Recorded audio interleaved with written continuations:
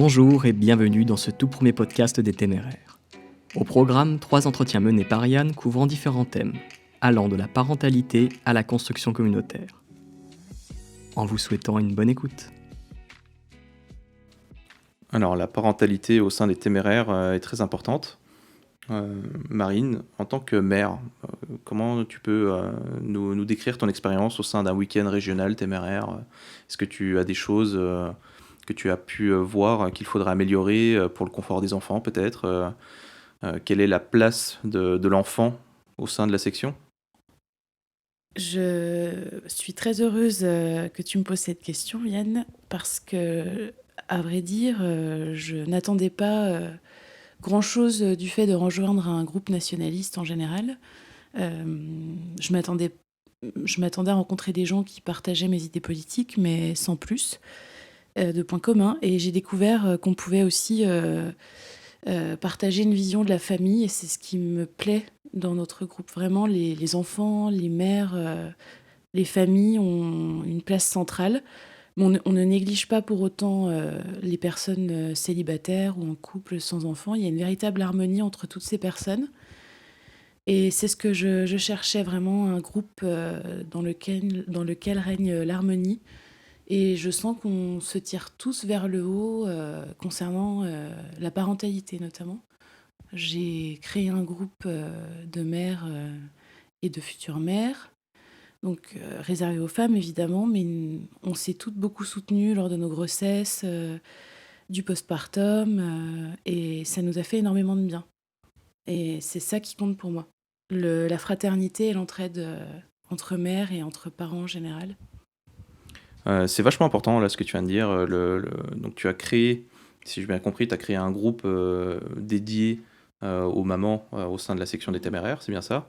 Et du coup, la finalité de ce groupe, c'est quoi? C'est peut-être faire des pressions envers les mamans, ou enfin les femmes, pardon, qui ne sont pas encore mamans, pour les pousser un peu plus? Ou est-ce que c'est juste pour décomplexer le sujet, amener les choses de façon beaucoup plus posée, rendre ça moins critique, le fait de pousser les gens vers la natalité? Est-ce que c'est quelque chose de prépondérant au sein de la section, ou au contraire, comme tu l'as dit, tout le monde fait ce qu'il veut finalement, c'est ça? Alors, j'aime beaucoup la propagande nataliste de manière générale, mais en ce qui concerne les mères du groupe, on cherche surtout à leur donner envie d'avoir des enfants. Parce qu'on vit dans une société qui a tendance à nous faire croire que les enfants sont des fardeaux, des boulets, ne nous apportent rien, que nous n'avons rien à leur transmettre. Et on nous raconte depuis quelques années qu'on détruit la planète en faisant des enfants. Donc, je cherche à leur montrer que la famille, les enfants sont essentiels pour moi à l'accomplissement d'une vie. Je sais que des personnes ne peuvent pas avoir d'enfants ou pour des raisons personnelles ne s'en sentent pas capables, donc je le comprends totalement. Mais on essaye de nager à contre-courant par rapport à cette propagande mortifère qui vise tout simplement malthusienne, qui vise la dépopulation. C'est le but ultime. Et ça me désole parce que c'est vraiment une expérience formidable. Et je parle en tant que femme, évidemment, mais oui, on n'est jamais complète tant qu'on n'a pas eu d'enfant. Pour moi, je le vois de cette façon. Donc on cherche à encourager les femmes qui ont des appréhensions, c'est souvent le cas, à se lancer. Mais on ne met pas de pression particulière. On essaye de créer un environnement agréable et de leur montrer que oui, c'est à leur portée et elles feront de bonnes mères et qu'on sera là pour les y aider. J'ai une dernière question. Toi, tu as 2 enfants. Si tes enfants écoutent là ce petit audio qu'on est en train de faire dans, je sais pas, 10 ans, 20 ans, je sais pas, 30 ans peut-être, qu'est-ce que tu voudrais leur transmettre? Quel est le message, disons une sorte de bouteille à la mer, que tu souhaiterais leur déposer, qu'ils écoutent avec des oreilles adultes? Alors je voudrais leur dire qu'il faut absolument qu'ils gardent toute leur énergie, leur vitalité. Oui, leur énergie, leur vitalité, c'est très important.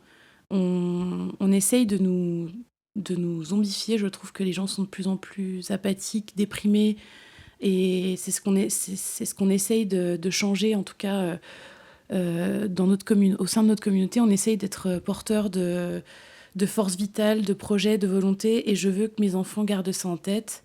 Et si je les ai mis au monde, c'est pour ça, et je les ai lancés dans la vie, et je veux qu'ils gardent toute cette envie de vivre qu'ils avaient à la naissance. Je veux qu'ils la conservent toute leur vie et qu'ils ne se laissent jamais atteindre par la morosité ambiante. Et je serai de toute façon là pour eux. Si c'était le cas, je les soutiendrai toujours. Voilà. En tout cas, je te remercie pour ces magnifiques réponses. Et c'est un très beau message que tu lances à tes enfants. Et on va élargir ça à tous les enfants de la section. Voilà, merci. Merci Yann.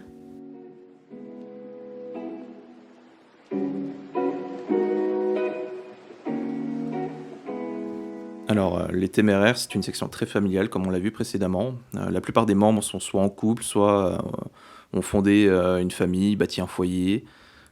En tant que jeune homme de 23 ans, François, qu'est-ce que ça te fait, toi? Est-ce que tu abordes la vision de l'avenir de façon très décomplexée ou au contraire, ça te crée du ressentiment? Peut-être que ça te stresse de voir autant de familles et que toi, malheureusement, pour l'instant, tu n'en es pas fondé? Actuellement, il n'y a nul ressentiment, puisque dans les milieux desquels je viens, chrétiens, ou même dans les activités que j'ai faites étant plus jeune, le scoutisme, il y a un lien matrimonial qui est très présent, et la notion de famille aussi, qui est qui est une nécessité en fait. Nécessité et une normalité telle que, au final, la question ne se pose même pas. Lorsque j'ai rejoint les Braves, je m'attendais à rien d'autre que ça, concrètement. D'accord, donc pour toi, c'est vraiment, on va le dire à la cool, c'est tranquille. Tu vois, peut-être que dans 4-5 ans, tu auras trouvé chaussure à ton pied, comme on dit, et tu vas penser à fonder une famille, ou peut-être au contraire, tu es plutôt de ces personnes qui préfèrent vivre au sein d'une communauté sans vouloir forcément faire d'enfants, hein, ça peut exister. C'est quoi ta vision des choses? Plutôt couple avec enfants, ou célibataire, ou couple sans enfants peut-être? Pour moi, la nécessité du couple, dans mon cas personnel, est évidente.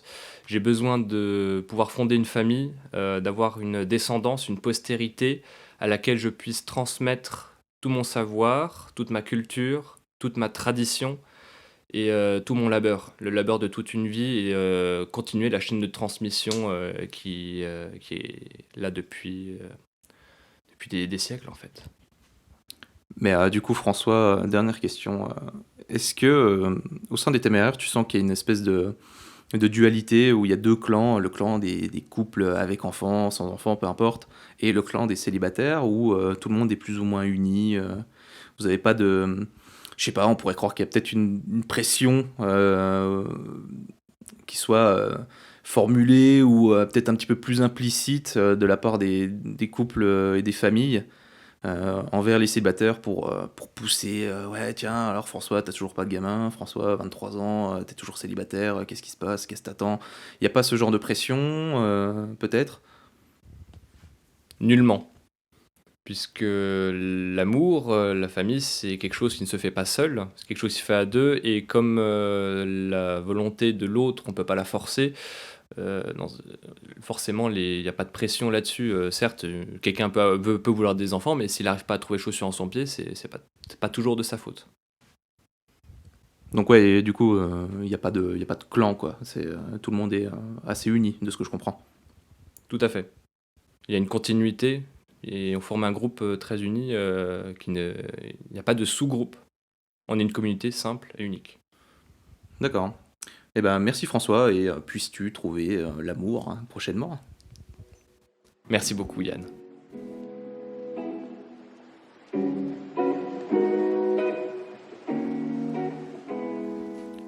Léon, c'est toi qui reprends la tête de la section des téméraires cette année. Quelle est ta vision communautaire? C'est quoi l'avenir de la section selon toi? Quel esprit général tu souhaites y insuffler? L'objectif premier, c'est de continuer à gagner en cohésion au sein de la section. De rester dans la continuité de la dynamique qui a été mise en place jusqu'à maintenant, qui fait que même si on est un groupe de personnes qui se connaissent depuis un bon moment maintenant, on a réussi à nouer des liens d'amitié solides.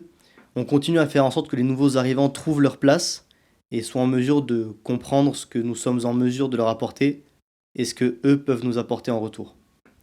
On n'a pas vocation à être simplement un groupe d'amis qui se réunissent pour faire des barbecues ou des randonnées de temps en temps. Ce que l'on souhaite, c'est réellement que chaque personne se sente actrice du destin de la section.